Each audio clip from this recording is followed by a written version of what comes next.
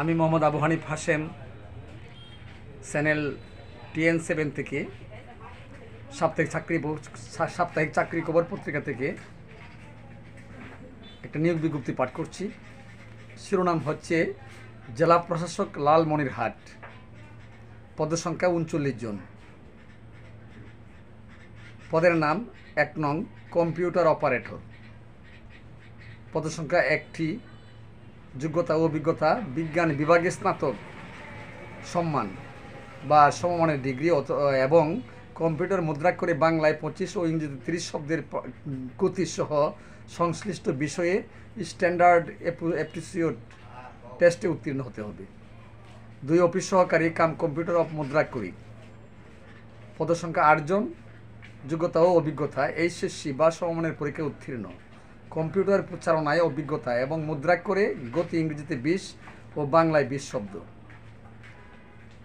3 নং বেঞ্চ সহকারী, পদের সংখ্যা 5 জন।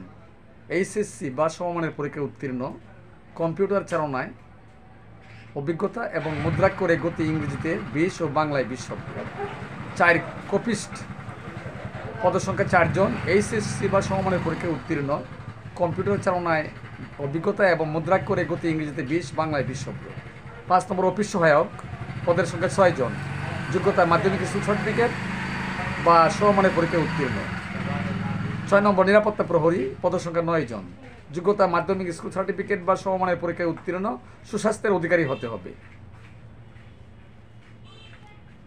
7 পরিচ্ছন্নতা কর্মী, পদের সংখ্যা 6 জন।